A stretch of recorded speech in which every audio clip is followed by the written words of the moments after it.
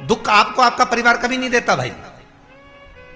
ना आपकी माता आपको दुख देगी, ना आपकी पिता आपको दुख देंगे, ना आपका भाई आपको दुख देगा, ना आपकी धर्म पत्नी आपको दुख देगी, ना पति दुख देगा, ना बच्चे दुख देंगे, ना कुटुंब दुख देगा, ना बहू दुख देगी, ना पोता पोती दुख देंगे।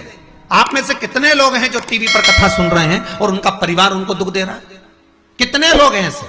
कभी विचार करना एकांत में बैठकर कि आपको ना आपकी पत्नी दुख दे रही है, ना आपको आपका पति दुख दे रहा है, ना आप अपने पति को तलाक दे रहे हो, ना आप अपनी पत्नी को तलाक दे रहे हो, ना आपका बेटा आपको दुख दे रहा है, ना आपकी बहू आपको दुख दे रही है, ना आपका कुटुंब के लोग, परिवार के लोग, भाई आपको दुख दे रहा है। ये कहीं नहीं हो सकता। भाई भी आपको दुख नहीं दे रहा, ना आपके परिवार वाले, ना नातेदार, ना रिश्तेदार, ना मित्र, ना सखा, ना दोस्त, कोई आपको दुख नहीं देता। ये शिव महापुराण की कथा कहती है हमको लगता है कि हमारे परिवार वाले दुख दे रहे हैं, हमको लगता है हमारी बहू हमें दुख दे रही है, हमें लगता है हमारी सास हमें दुख दे रही है, हमें लगता है हमारा पति हमको दुख दे रहा है, हमें लगता है हमारे कुटुंब वाले हमको दुख दे रहे हैं। पर शिव महापुराण की विद्येश्वर संहिता कहती है ये कोई आपको दुख नहीं देते।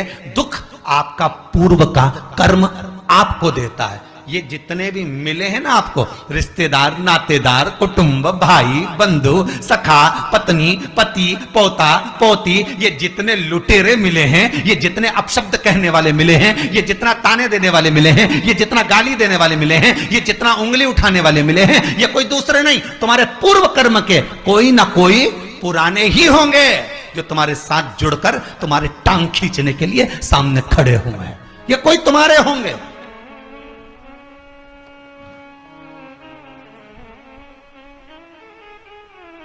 तो ये सब दिमाग से निकाल दीजिए आप, आपके ये चित्तवृत्ति बुद्धि से ये बात सब निकाल दो। जितने लोग कथा सुन रहे हैं अपनी बुद्धि से निकाल देना कि मेरी बहू मुझे गाली दे रही है। हाँ, तूने किसी गाय को रोटी नहीं दी और दी भी होगी, दूसरी बार गाय आ गई होगी तो डंडा मार के भगा दिया, वही बहू आई है, वाणी के डंडे कुदा रही है।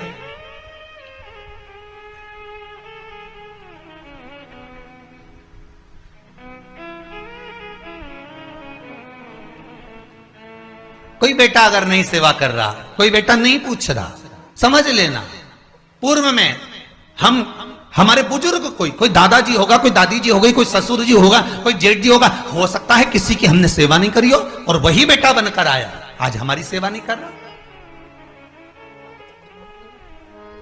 मत बुरे कर्म कर बंदे वरना पछताएगा, भगवान की आंखों से तो बच नहीं पाएगा, तू बच नहीं पाएगा।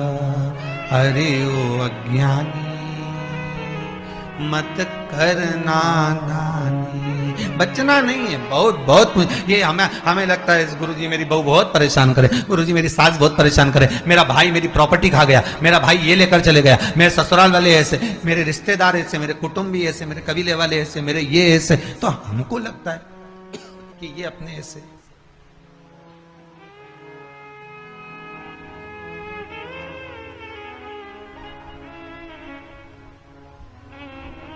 हमको लग रहा है कि ये हमारे ऐसे हैं, हमारे को लूट रहे हैं, हमको ऐसा परेशान कर रहे हैं, हमको ऐसा कर रहे हैं, पर नहीं भाई।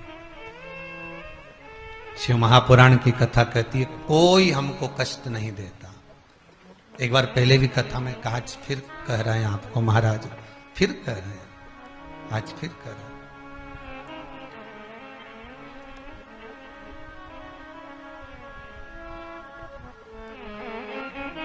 आपको फिर निवेदन कर रहे हैं, बीमार हुए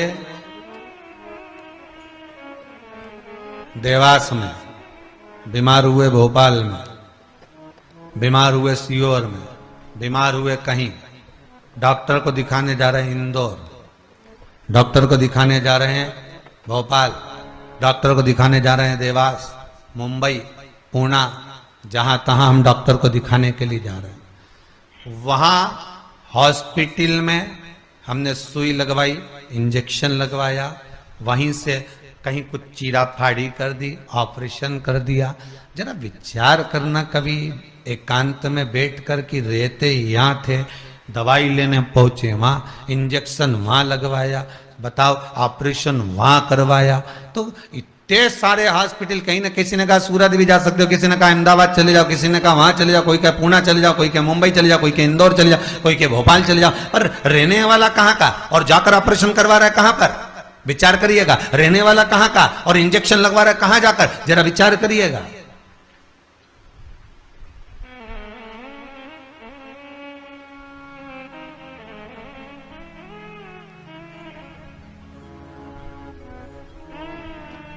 और कितने डॉक्टर, ऑपरेशन करने वाला कोई विशेष,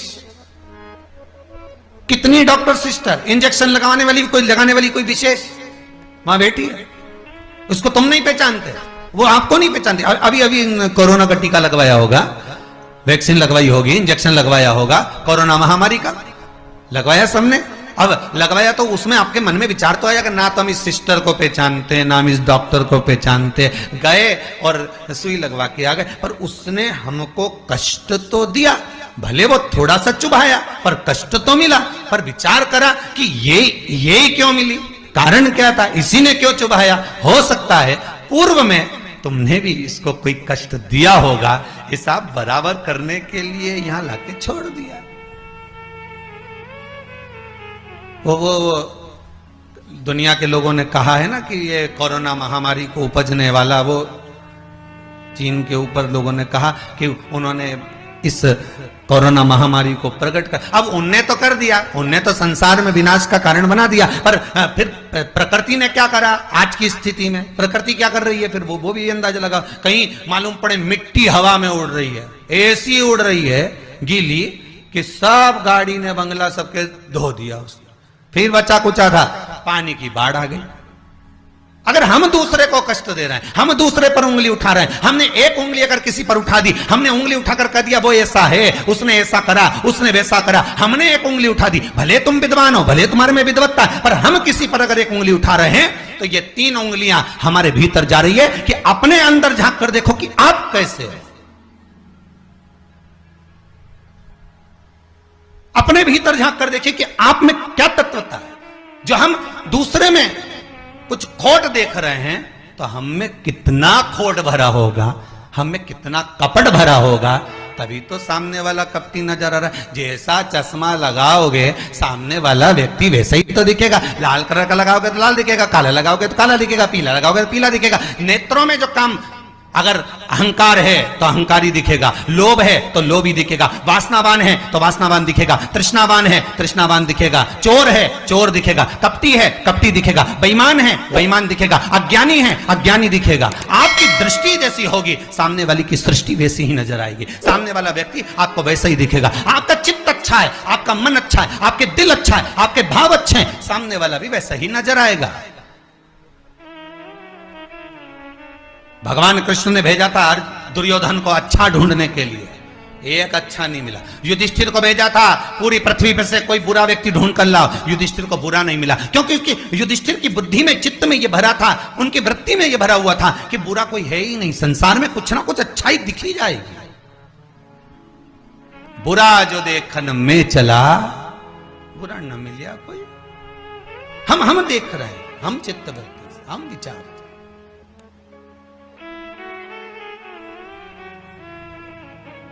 कौन? ना बहू बुरी है, फिर निवेदन करूंगा, ना सास बुरी है, ना बेटा बुरा, ना बहू बुरी, ना ही ये पूरा संसार बुरा, सब अच्छे हैं। फिर बुरा क्या? अपना कर्म जो हम कर कर आए हैं, उस कर्म का भोग संसार में आकर भोगना पड़ेगा। एक रोटी भी हमको खाने को मिल रही है तो हमारे पूर्व के किए हुए कर्म के अनुसार मिल रही है। दुख भी अगर हमको मिल रहा है तो हमारे पूर्व के कर्म के अनुसार मिल रहा है। सुख भी मिल रहा है तो हमारे पूर्व के कर्म के अनुसार मिल रहा है। हम जैसा कर्म करें उसके अनुसार हमें फल मिल रहा है।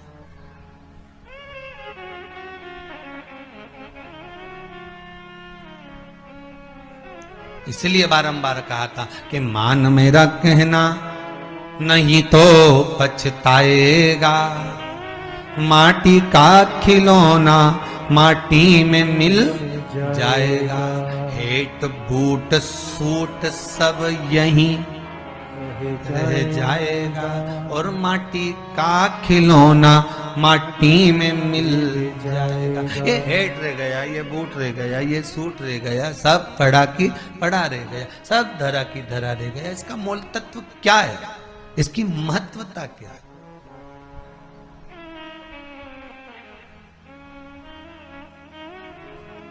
इसकी मूलता कुछ नहीं, इसकी मुख्यता कुछ नहीं, इसकी महत्वता कुछ नहीं।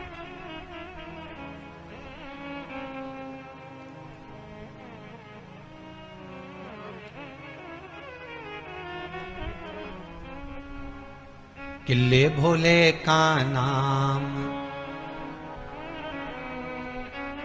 भगवान शिव का मंत्र, नाम स्मरण जप कीर्तन सुख दे।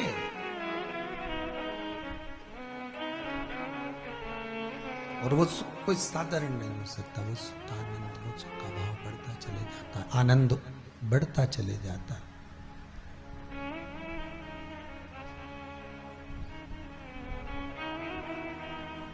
ले भोले का नाम काहे यूं भटके, मिलता है आराम काहे यूं भटके।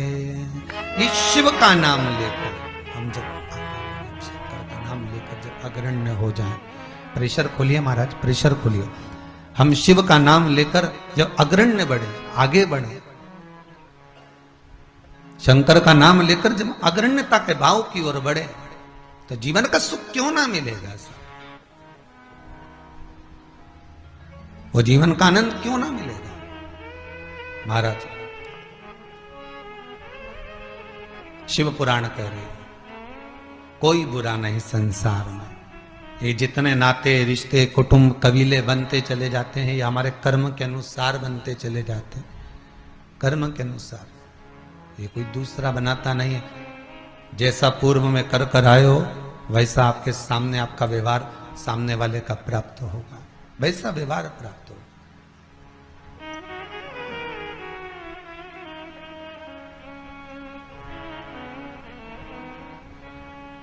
शिव पुराण कह रही है, शंकर की कथा कह रही है, शंकर का अनुमोदन कर रहा है। महाराज अच्छी संगत में बैठोगे, अच्छी संगत में अगर विराजमान होगे तो सुख अपने आप मिलेगा। माता के गर्भ से अगर आपका जन्म हुआ है तो कुछ अच्छा करने के लिए ही हुआ है। अगर आप बैठकर आस्था चैनल के सामने शिव महापुराण की कथा सुन रहे हो तो अपने आप को गौरवान्वित महसूस करना।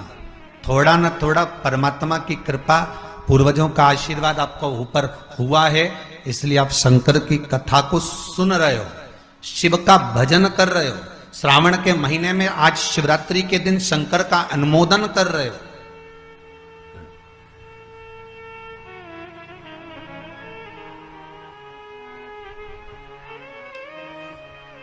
घर में 4 बहुएं होती हैं, 5 बहू होती है, 6 बहू होती है। सास 6 बहू को बोलती है कि जाओ पानी लेकर आओ, अरे बोलो जम के जरा, नहीं बोलती ना। सास किसी एक का नाम लेगी, ए बेटा, ए लाली, एक बहू का नाम ले और उसको पुकारेगी और पुकार कर कहेगी जरा मेरे लिए 1 गिलास पानी ला दे बेटा। बहू जाएगी, पानी ला कर देगी। अब सास ने वो 3 को क्यों नहीं बुलाया रे? अरे बोलो तो जम के, वो 3 से क्या सास की दुश्मनी थी? नहीं, वो भी रोज मिलती, वो भी रोज प्रणाम करती है, वो भी रोज नमन करती है, वो भी रोज ना रोज सास के पास जाकर बैठती हैं। वो भी, सास उनको भी साड़ी देती है और सास उसको भी साड़ी देती है, सास उसको भी रकम देती है, उनको भी। पर एक को बुलाया आवाज लगाकर, ए बेटा, ए लाली, ए बहू, जरा इधर आ। और जिसका नाम लेकर बुलाया वो दौड़ कर आई और लाकर पानी दे दिया। पर सास इसी को क्यों बुलाती है? 4 बहू में से इसी बस बहू को आवाज क्यों लगाती है? बस उतना तुम अंदाजा लगा कर रखो कि सास इसी को ज्यादा क्यों बुलाती है, इसी से बात क्यों ज्यादा करती है। ना तो उसने कुछ दिया, ना इसने कुछ दिया, ना कोई बात। पर कुछ बहू में, 4 बहुओं में, 4 बेटे में कोई एक ऐसा होता है जिससे सास की अच्छी पटती है। उसी तरह भोलेनाथ भी परिवार में उसको देख लेता है जिससे शिव की अच्छी पटती है, उसी को बिठाता है कथा में।